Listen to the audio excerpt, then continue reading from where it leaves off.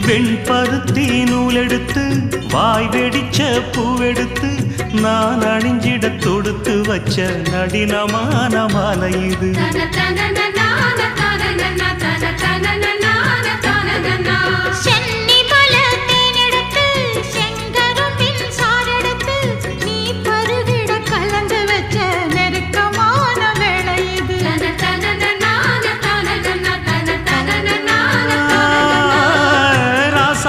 உடம்பிருக்கும் ரவிக்க துணி நானாக அன்னாடம் சூடி கொள்ள ஆசை வச்சாகாதா.